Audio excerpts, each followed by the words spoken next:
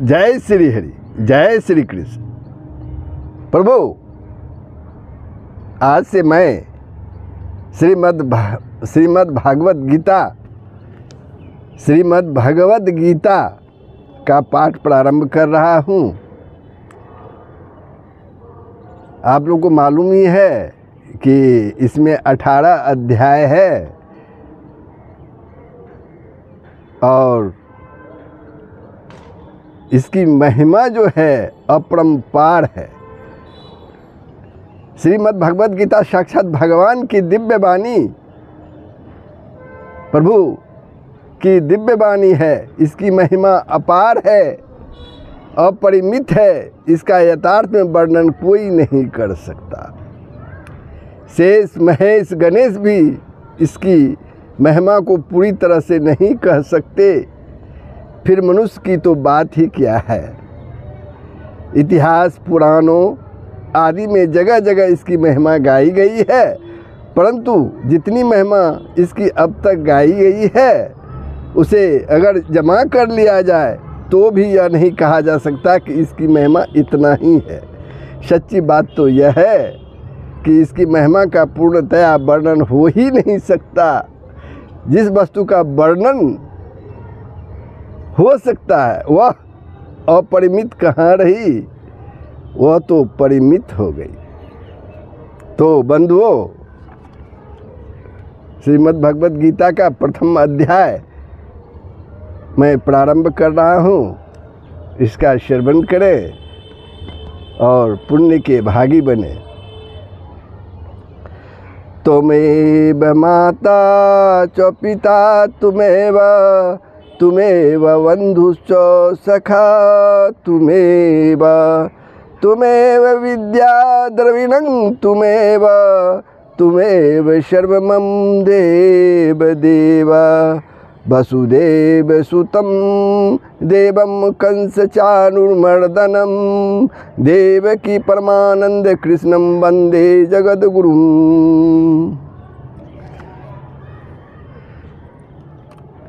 ओम परमात्माय नमः। ओम पूर्णमदः पूर्णमिदं पूर्णत पूर्णपदमुदच्यते पूर्णस्य पूर्णमादाय पूर्णमेवावशिष्यते वासुदेव सुतं देवं कंसचाणूरमर्दनं देवकी परमानंदं कृष्णं वंदे जगद्गुरुं। तो प्रथम अध्याय प्रारंभ होता है। इसके पहले इस अध्याय का जो है विवेचना प्रथम में आता है, वो आप लोग श्रवण करें। श्री भगवान ने अर्जुन को निमित्त बनाकर पूरे विश्व को श्री गीता के रूप में जो महान उपदेश दिया है, वह अध्याय उसकी अवतारणा के रूप में है। यह अध्याय जो है प्रथम अध्याय उसकी अवतारणा के रूप में है। इसमें दोनों ओर के प्रधान योद्धाओं के नाम गिनाए जाने के बाद मुख्यतः अर्जुन के बंधुनाश की आशंका से उत्पन्न मोहजनित विषाद का वर्णन है। इस प्रकार का विषाद भी अच्छा संग मिल जाने पर सांसारिक भोगों में वैराग्य की भावना द्वारा कल्याण की ओर अग्रसर करने वाला हो जाता है। इसलिए इसका नाम अर्जुन विषाद योग रखा गया है। अर्जुन विषाद योग रखा गया है। पांडवों के राजसूय यज्ञ में उनके महान ऐश्वर्य को देखकर दुर्योधन के मन में बड़ी भारी जलन पैदा हो गई और उन्होंने शकुनी आदि की सम्मति से जुआ खेलने के लिए, दूत क्रीड़ा के लिए युधिष्ठिर को बुला लिया और छल से उनको हराकर उनका सर्वस्व हर लिया दुर्योधन ने। अंत में यह निश्चय हुआ कि युधिष्ठिर आदि पांचों भाई द्रौपदी सहित 12 वर्ष वन में रहे और 1 साल छिप कर रहे। इस प्रकार 13 वर्ष तक समस्त राज्य पर दुर्योधन का आधिपत्य रहे और पांडवों के 1 साल के अज्ञातवास का भेद न खुल जाए तो 13 वर्ष बाद पांडवों का राज्य उन्हें लौटा दिया जाए। इस निर्णय के अनुसार 13 साल बिताने के बाद जब पांडवों ने अपना राज्य वापस मांगा तब दुर्योधन ने साफ इनकार कर दिया। उन्हें समझाने के लिए द्रुपद के ज्ञान और अवस्था में वृद्ध पुरोहित को भेजा गया, परंतु उन्होंने कोई बात नहीं मानी। तब इसका परिणाम क्या हुआ? दोनों तरफ युद्ध की तैयारी होने लगी। अब आती है बात कन्हैया की। भगवान श्री कृष्ण को रण निमंत्रण देने के लिए दुर्योधन द्वारका पहुँचे कि युद्ध में अपनी तरफ से वो लड़ने के लिए निमंत्रण देने गए थे भगवान श्री कृष्ण को दुर्योधन, और इसी क्रम में वे द्वारका पहुँच गए। उसी दिन अर्जुन भी वहाँ पहुँच गए। दोनों ने जाकर देखा कि भगवान अपने भवन में सो रहे हैं, प्रभु अपने भवन में सो रहे हैं। उन्हें सोता देखकर दुर्योधन जो है उनके सिरहाने में रखे एक मूल्यवान आसन पर जा बैठा।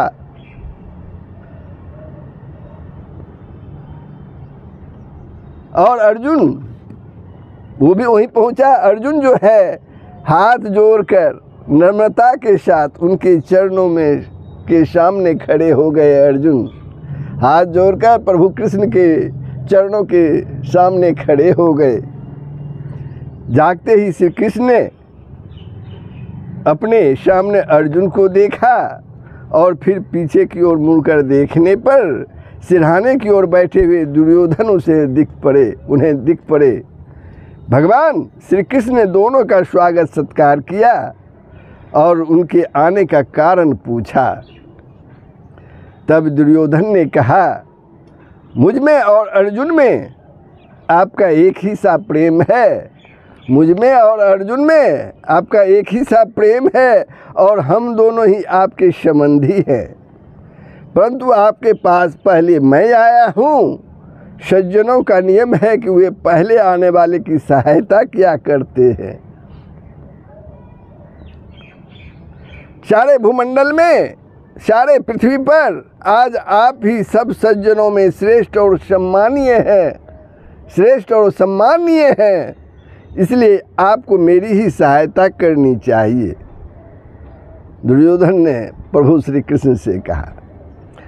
तब भगवान कृष्ण ने कहा, निसंदेह आप पहले आए हैं, परंतु मैंने पहले अर्जुन को ही देखा है, इसलिए मैं दोनों की ही सहायता करूँगा।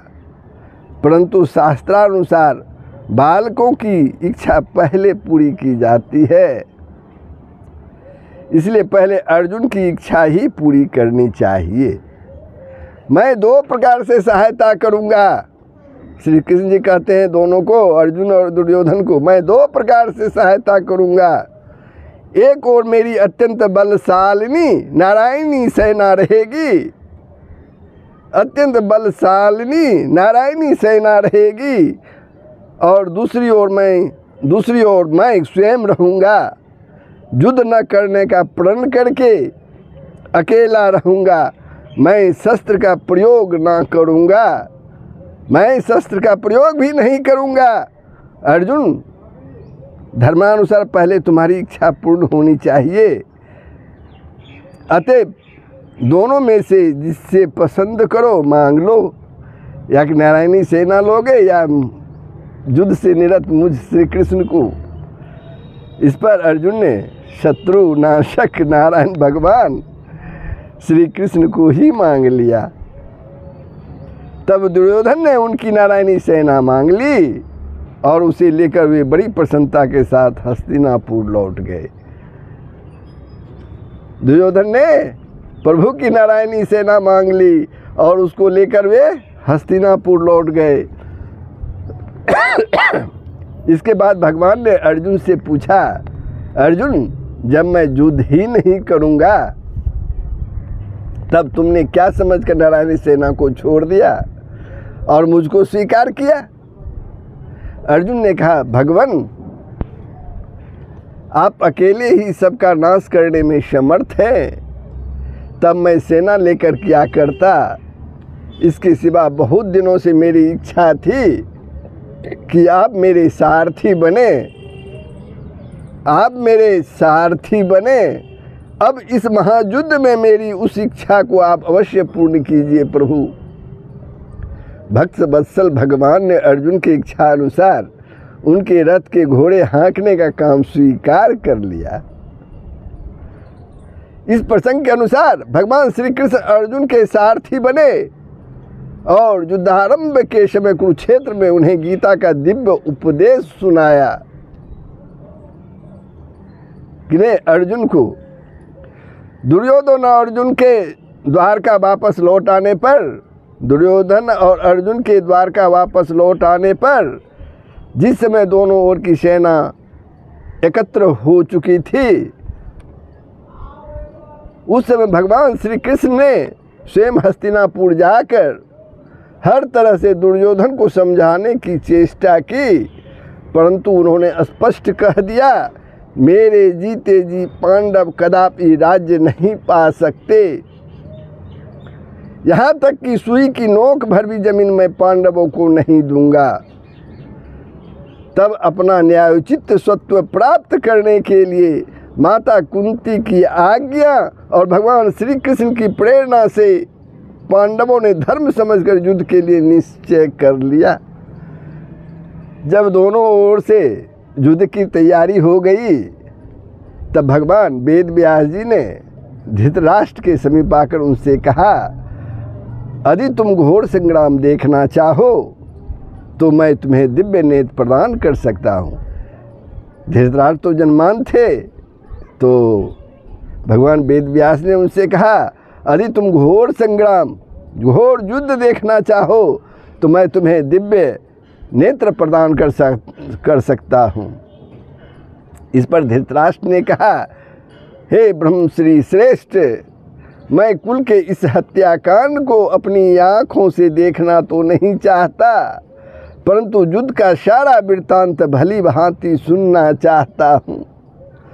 तब महर्षि वेद व्यास ने संजय को दिव्य दृष्टि प्रदान करके धृतराष्ट्र से कहा, ये संजय तुम्हें युद्ध का सब वृत्तांत सुनावेंगे। युद्ध की समस्त घटनावलियों को वे प्रत्यक्ष देख, सुन और जान सकेंगे। संजय तुम्हें युद्ध का सब वृत्तांत सुनावेंगे। युद्ध की समस्त घटनावलियों को ये प्रत्यक्ष देख, सुन और जान सकेंगे। सामने या पीछे से, दिन में या रात में, गुप्त या प्रकट, क्रिया रूप में परिणत या केवल मन में आई हुई ऐसी कोई बात न होगी जो इनसे तनिक भी छिपी रह सकेगी। ये सब बातों को ज्यों का त्यों जान लेंगे। इनके शरीर से न तो कोई शस्त्र छू पाएगा और न ही जरा सी भी इन्हें थकावट ही होगी। यह होनी है, अवश्य होगी। इस सर्वनाश को कोई भी रोक नहीं सकेगा।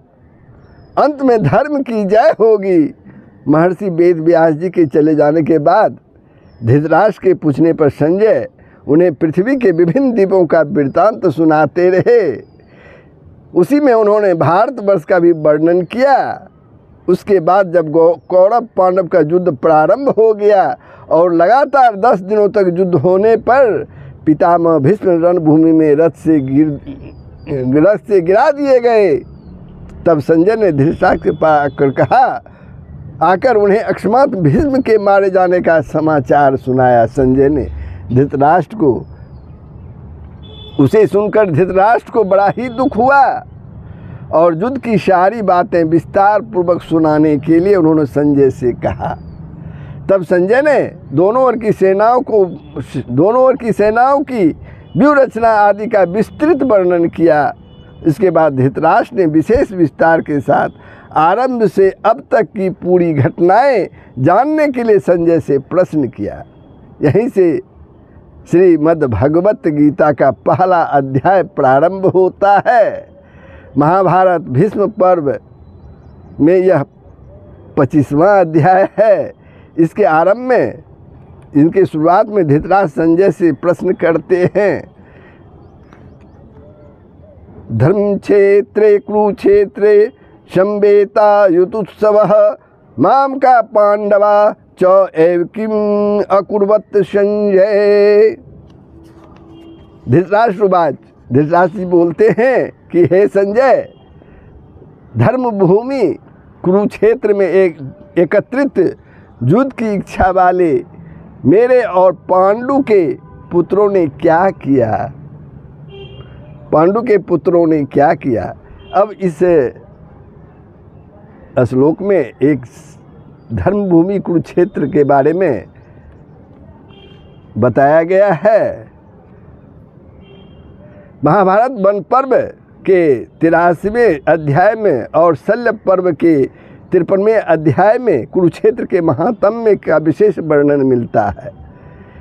वहाँ इसे सरस्वती नदी के दक्षिण भाग और दृश्यद्वती नदी के उत्तर भाग के मध्य में बतलाया गया है। कहते हैं कि इसकी लंबाई चौड़ाई 5-5 योजन थी। यह स्थान अंबाले से दक्षिण और दिल्ली से उत्तर की ओर है। इस समय भी कुरुक्षेत्र नामक स्थान वही है। इसका एक नाम समंत पंचक भी है।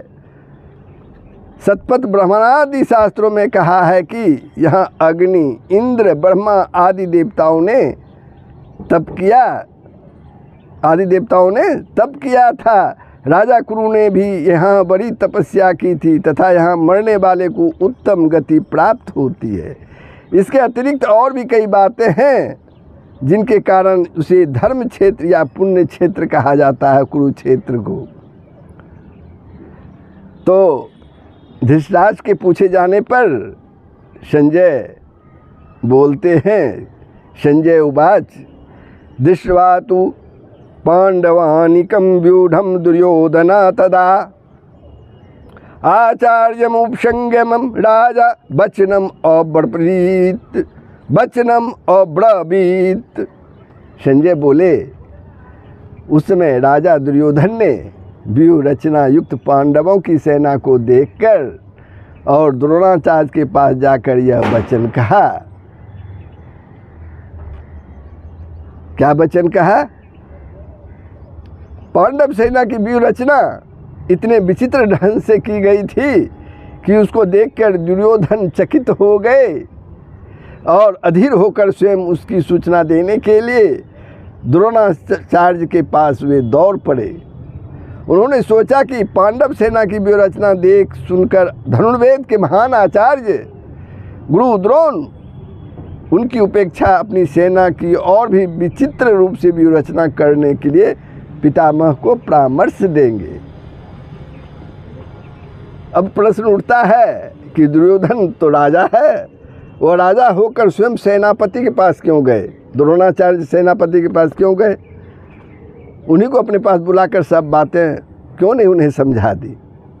तो उसका उत्तर है, यद्यपि पितामह भीष्म प्रधान सेनापति थे, दुर्योधन की सेना में पितामह भीष्म प्रधान सेनापति थे, परंतु कौरव सेना में गुरु द्रोणाचार्य का स्थान भी बहुत उच्च और बड़े ही उत्तरदायित्व का था। सेना में जिन प्रमुख योद्धाओं की जहां नियुक्ति होती है, यदि वे वहां से हट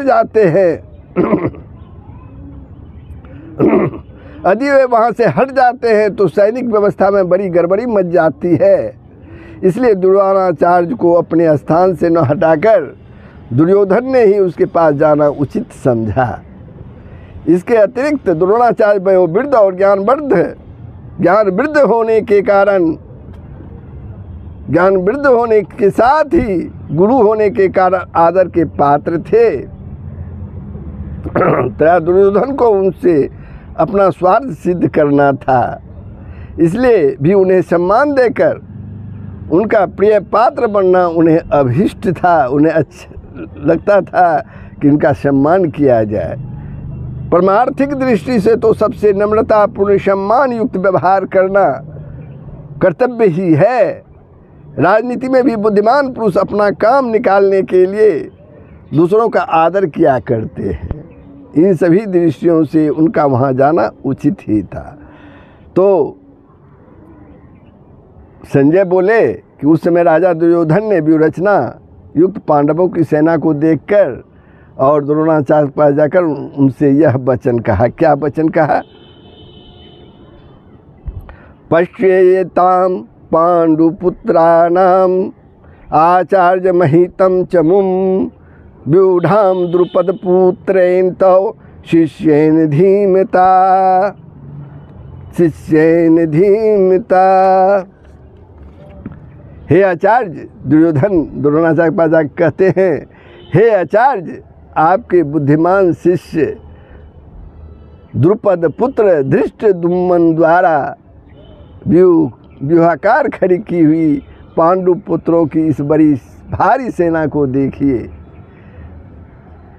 अब यहाँ धृष्टद्युम्न द्वारा, धृष्टद्युम्न जो है वो द्रुपद राजा का पुत्र है और आपका शिष्य है। किनका? द्रोणाचार्य का शिष्य है और बुद्धिमान है। दुर्योधन ने ऐसा किस अभिप्राय से कहा, इसके बारे में अब विचार करना चाहिए। दुर्योधन बड़े चतुर कूटनीतिज्ञ थे। धृष्टद्युम्न प्रति हिंसा तथा पांडवों के प्रति द्रोणाचार्य की बुरी भावना उत्पन्न करके उन्हें विशेष उत्तेजित करने के लिए दुर्योधन ने धृष्टद्युम्न को द्रुपद पुत्र और आपका बुद्धिमान शिष्य कहा।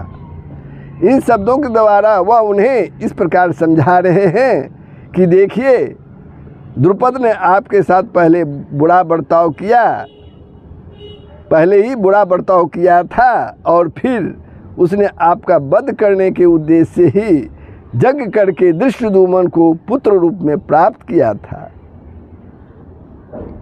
धृष्टद्युम्न इतना कूटनीतिज्ञ है और आप इतने सरल हैं कि आपको मारने के लिए पैदा होकर भी उसने आपके ही द्वारा धनुर्वेद की शिक्षा प्राप्त कर ली है। फिर इस समय भी उसकी बुद्धिमानी देखिए कि उसने आप लोगों को छकाने के लिए कैसी सुंदर व्यूह रचना रण क्षेत्र में उसने की है।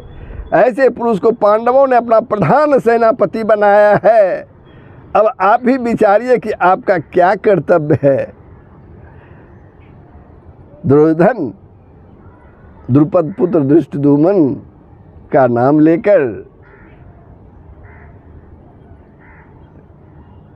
द्रोणाचार्य, गुरु द्रोणाचार्य को उकसा रहे थे और ये भी बता रहे थे कि इनके पिता जो द्रुपद हैं उनके वो आपके साथ क्या व्यवहार किए थे। पांडव सेना की व्यूहरचना दिखलाकर अब दुर्योधन 3 श्लोकों द्वारा पांडव सेना के प्रमुख महारथियों के नाम बतलाते हैं।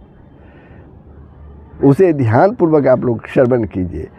अत्र शूरा महेश्वस्वा श्रीमार्जुन समः युधि युधान विराट च द्रुपद च महारथ दृष्टकेतु चेकिस्तान काशीराज च विड्यमान पुरजित कुंती भोज च सैव्य च नरपुंगवः युधामन्यु च विक्रांतः उत्तमौजा च विड्यवान सौभद्र द्रौपदया च सर्वे एव महारथा। इस सेना में बड़े बड़े धनुष वाले तथा युद्ध में भीम और अर्जुन के समान शूरवीर सात्विक और विराट तथा महारथी राजा द्रुपद, धृष्टकेतु और चेकिस्तान तथा बलवान काशीराज पुरजित कुंती भोज और मनुष्यों में श्रेष्ठ शैव्य पराक्रमी युधामन्यु तथा बलवान उत्तमौजा सुभद्रा पुत्र अभिमन्यु एवं द्रौपदी के 5 पुत्र ये सभी महारथी हैं। ये सभी महारथी हैं। अब जो है पांडव सेना के प्रधान योद्धाओं के नाम बतलाकर अब दुर्योधन आचार्य द्रोण से अपनी सेना के प्रधान योद्धाओं को जानने के लिए अनुरोध करते हैं कि हे गुरु द्रोण, आपने पांडवी सेना के शूरवीरों को जान लिया, अब अपने सेना के प्रधान योद्धाओं को भी जान लीजिए कृपा करके। तो उनसे कहते हैं, अनुरोध करते हैं दुर्योधन, अस्माकं तु विशिष्टा एतान निबोध द्विजोतम नायका मम सैन्यस्य संज्ञार्थम तान बर्वन्ते।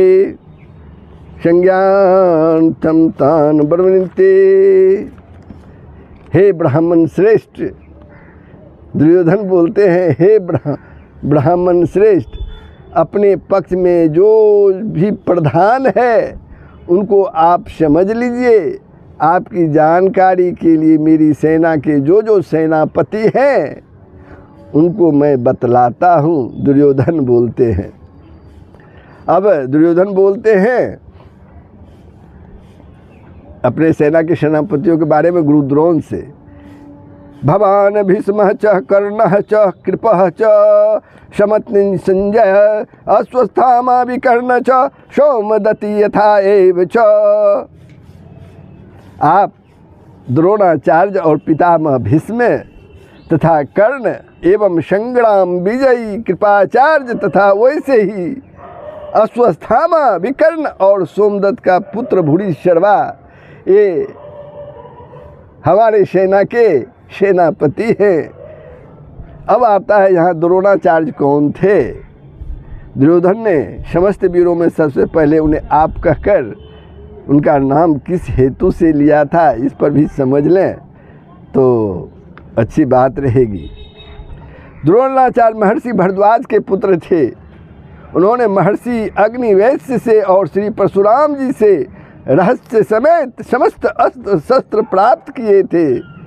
ये वेद वेदांग के ज्ञाता, महान तपस्वी, धनुर्वेद तथा शास्त्रास्त्र विद्या के अत्यंत मर्मज्ञ और अनुभवी एवं युद्ध कला में नित्यांत निपुण और ब्रह्मशासी अतिरथी वीर थे। ब्रह्मास्त्र, आग्नेयशास्त्र आदि विचित्र अस्त्रों का वर्णन करना इन्हें भली भांति ज्ञात था। युद्ध क्षेत्र में जिस समय ये अपनी पूरी शक्ति से लड़ रहे थे उस समय उन्हें कोई भी जीत नहीं सकता था। इनका विवाह महर्षि शरद्वान की कन्या कृपि से हुआ था।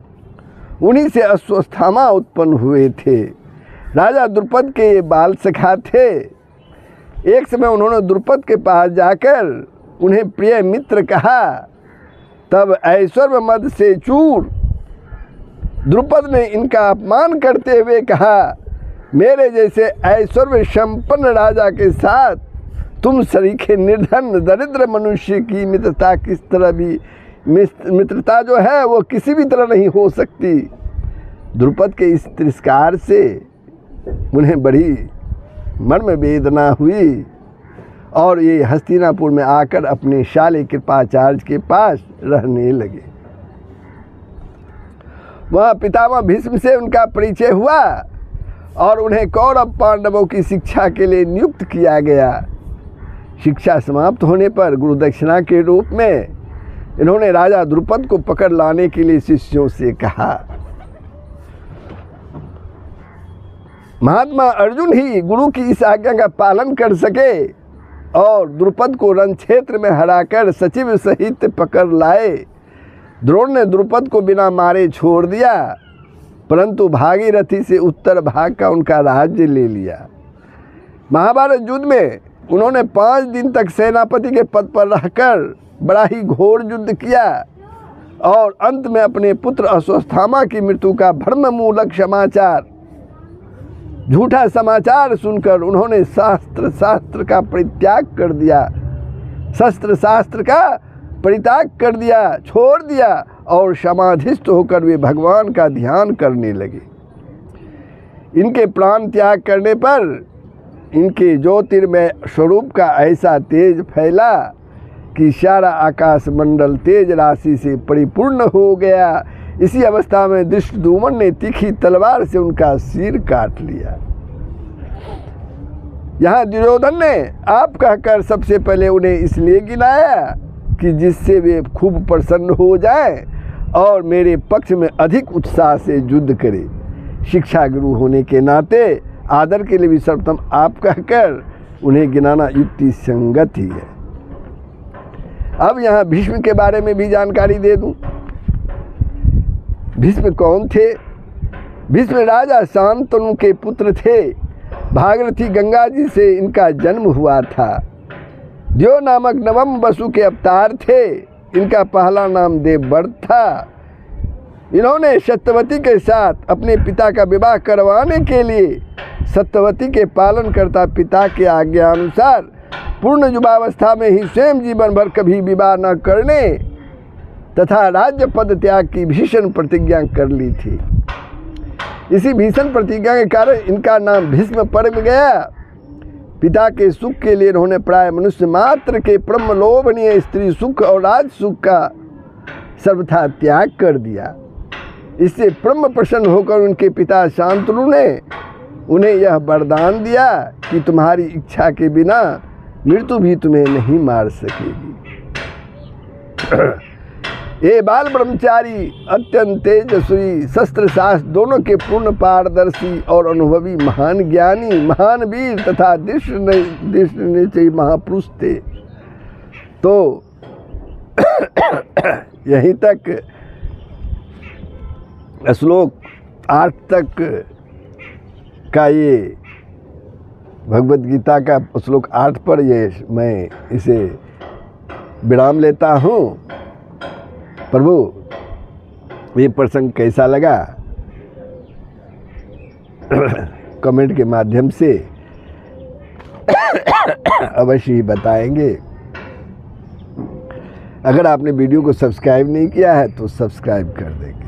जय श्री हरि, जय श्री कृष्ण। सबका भला होगा, सबका कल्याण होगा, पूरे विश्व का कल्याण होगा। यही सनातन धर्म का मूल तत्व है। जय श्री हरि।